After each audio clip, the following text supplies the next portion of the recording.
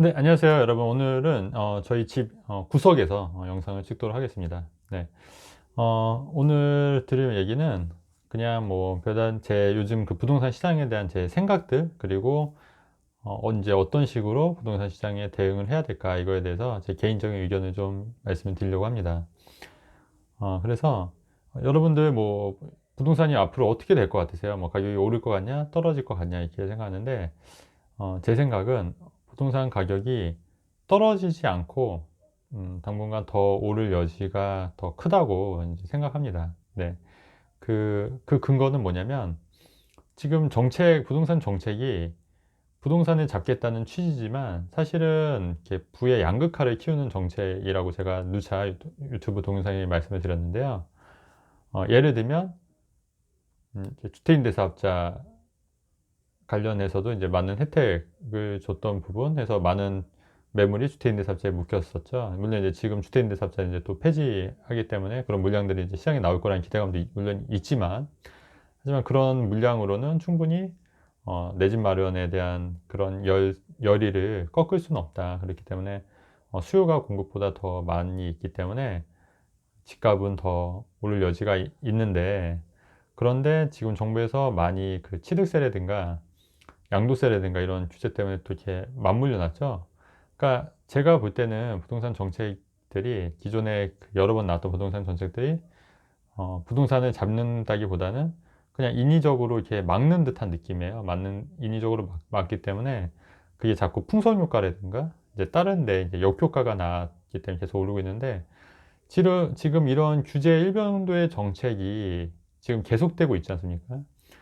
규제 일본들 정책이 계속되고 있기 때문에 사실 이게 집값을 안정시킬 거라고는 기대를 하지 않아요. 오히려 거기에 대한 부작용, 최근에 전세 가격이 엄청나게 오르고 있죠. 이런 부작용도 마찬가지고 어, 집값은 더 앞으로 오를 여지가 크다. 예.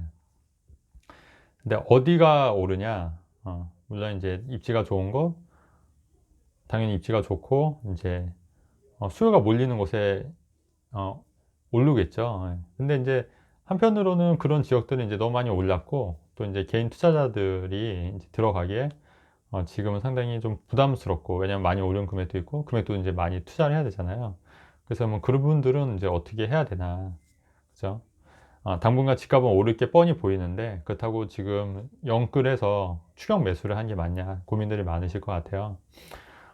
우선은 실거주자라고 하면은 부담이 되지 않는 선에서 내 집 마련하시는 것도 나쁘지 않을 것 같고, 그리고 저는 개인적으로 이제 무주택자 같은 경우에는 가급적 청약을 노리셔라. 청약. 네, 청약을 가점이 높은 분들은 좀 더 유망한 지역에 넣으시는 게 맞는데, 가점이 안 되시는 분들도 분명 계실 거란 얘기죠. 이제 그런 분들은 약간 좀 비인기 지역 있지 않습니까? 비인기 지역에 청약을 넣어서 이제 당첨이 되는 전략으로 그렇게 가시는 것도 괜찮다. 그리고 이제 3기 신도시 얘기가 나오고 있는데, 3기 신도시에 이제 미리 준비하기 위해서 3기 신도시 청약 전략을 짜서 이제 준비하시는 분도 계신데, 저는 개인적으로 3기 신도시 관련해서는 좀 너무 먼 미래다. 근데 우리가 이제 한번 생각해 봐야 될 게 뭐냐면, 어, 3기 신도시에서 내가 청약에 당첨이 되기 위해서 준비하시는 것도 나쁘진 않는데, 지금 현재 물량, 그 청약이 나오는 물량들이 있으면 그 중에서 이 옥석을 잘 가려서 내 자금에 맞게 준비하시는 것도, 왜냐면 너무 먼 미래, 그러니까 불확실성한 미래에 베팅을 하는 것보다 내가 당장 할 수 있는 현실에 대해서 베팅을 하는 게 조금 더 효율적이다. 개인적으로 좀 그렇게 생각하거든요. 왜냐면 3기 신도시가 그 내가 그때까지 준비했는데 또 외부 어떤 변수가 있을 수 있고, 또 내가 당첨된다는 보장이 있는 게 아니지 않습니까? 그렇기 때문에 너무 거기에 3기 신도시에 너무 큰 기대를 걸고 계속해서 너무 아무런 액션을 취하지 않으면 그 격차가 점점 좀 벌어질 수 있기 때문에, 당장 내가 할 수 있는 범위 내에서 뭔가 부동산에 대한 액션을 취하는 것도 나쁘지 않겠다. 좀 이런 개인적인 생각을 하고요. 제가 또 한 가지 좀 그 말씀을 드리면, 지금은 예전처럼 다주택으로 그 재산을 갭 투자해서 다주택으로 재산을 불리는 게 굉장히 힘들어졌어요. 그 이유가 취득세가 무려 어, 2주택은 8%, 3주택은 12%이기 때문에, 이 취득세, 예를 들어서 뭐 그죠, 3억짜리만 산다 하더라도 취득세 12%면 얼마예요? 3,600만 원을 내야 되는 거예요, 취득세로만. 그렇기 때문에 그거를 감안하고 투자를 하기에는 전보다는 굉장히 어려워졌다. 그렇기 때문에 전세를 끼고 사는 갭 투자를 두 채, 세 채, 네 채, 다섯 채 이렇게 사서 늘려서 그 자산을 가지고 자산을 늘리는 전략은 조금 힘들다. 예, 힘들고 그렇다고 하면은 가장 좋은 거는 이제 똘똘한 한 채로 1주택으로 해서 계속 갈아타는 일시적 1가구 2주택은 가능하거든요. 그래서 일시적 1가구 2주택 자금이 만약에 부족하면 어, 조정 지역이 아닌 비조정 지역에서 2주택 전략 이런 식으로 좀 이렇게 갈아타기 전략을 좀 세워서 하시는 것도 괜찮지 않겠냐. 그리고 음, 청약을 노려서 또 무주택자들은 청약 같은 경우에도 그런 전략을 노리시는 것도 괜찮지 않겠냐는 좀 생각합니다. 네.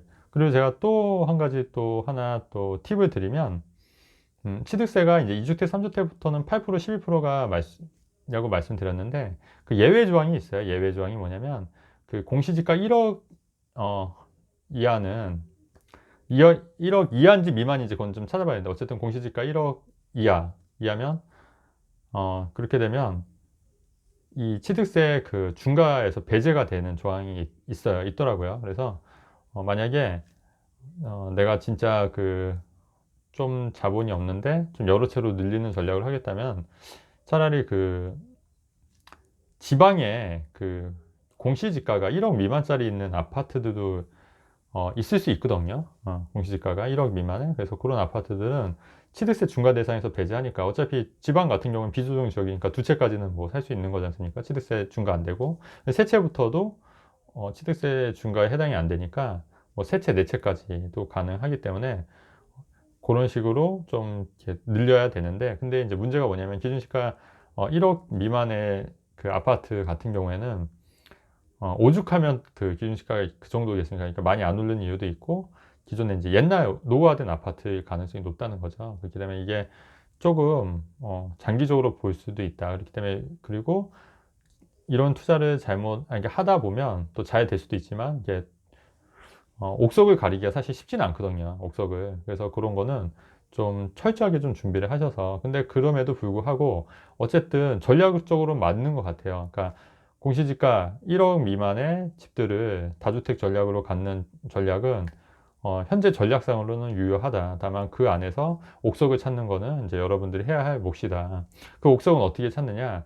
그 옥석은 여러분들 그 직장이 늘어나는 거나 직장이 늘어나는 지역에 있는 아파트거나 아니면 뭐 학군 인프라가 좋아지는 지역이거나 아니면 교통 여건이 좋아지는 지역이거나 뭐 이런 여러 가지 요소들 그리고 그동안 가격이 많이 안 올랐던 지역들이거나 그리고 공시지가가 당장은 1억은 아니지만 이건 사실 취득일 때니까 공시지가 뭐 9,900이라 하더라도 상관없지 않습니까? 그리고 나서 공시지가 1억 넘어가면 되니까. 그러니까, 지금 당장 공시지가, 그러니까 취득세만 내가 1억 미만으로 살 수 있으면 되는 거니까, 그런 지역을 좀 전략적으로 한번 찾아보는 것도 나쁘지 않겠다. 그리고 요즘 아시다시피 전세 가격이 계속 오르고 있어서 이게 서울 수도권, 저는 지방까지도 전세 가격은 좀 오를 여지가 있다고 보여지거든요. 그렇기 때문에, 어, 뭐 말 그대로 뭐 갭투자긴 하죠. 갭투자긴 한데 잘만 찾으면 공시지가 1억 미만의 어떤 아파트를 찾으면 또 하나의 기회가 될 수 있지 않겠냐 이런 거를 한번 전략적으로 좀 말씀을 드립니다, 여러분. 네.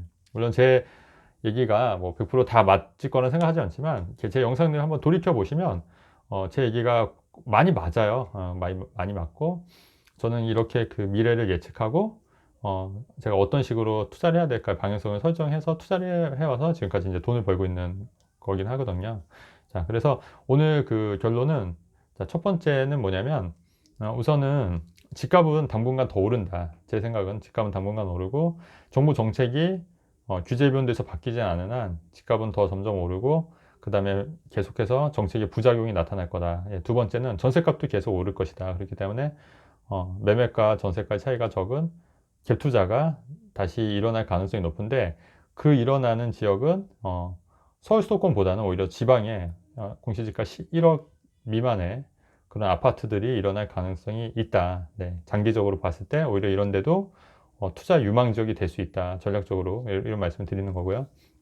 그 다음에 네 번째는 무주택자 같은 경우에는 적극적으로 청약을 노려라. 적극적으로 청약을 노려서 당첨이 되는 게 중요한데 그 당첨이 만약에 그 무주택자 중에서도 가점이 높으신 분들은 청약을 노려야 되지만, 또 가점이 낮으신 분들은 조금 이제 그 지역적으로 약간 좀 입지가 약간 떨어지지만 그래도 발전 가능성 있는 지역에 청약을 노리시는 것도 괜찮다.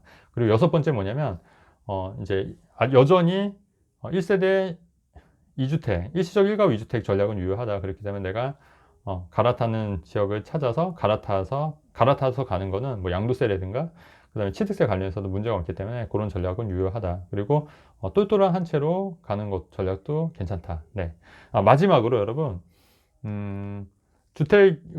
주택뿐만 아니라 뭐 상가나 오피스텔, 지산업센터 이런 데 다양한 분야에 좀 관심을 가지시는 것도 괜찮다. 왜냐면 이게 어 이게 다양한, 우리가 그 투자를 할 때도 보면 다양한 무기들이 있어야 되는 것 같아요. 다양한 무기들. 그러니까 뭐 경매든 공매든 뭐 분양권이든 갭투자건 아파트 뭐 상가 오피스텔 뭐 다양한 그런 내가 할 수 있는 게 다양하면 어떤 규제가 들어와도 또 어떤 정책이 바뀌어도 내가 잘 활용해서 재테크를 할 수가 있는데, 근데 한 가지만 할 줄 알면, 예를 들어서 뭐 경매만 할 줄 알면은 경매가 너무 과열되면 이제 막히는 거지 않습니까? 혹은 내 갭 투자만 계속 할 줄 아는데 지금처럼 이제 어, 갭 투자에 관련된 규제가 생기면 또 이제 할 수가 없는 거예요. 그러니까 그런 식으로 내가 이제 다양하게 접근을 할 수 있는 그런 걸 접근을 다양하게 할 수 있다면 여러 가지 정책들의 또 현재 상황에 비추어서 이제 투자를 이제 할 수가 있다. 네.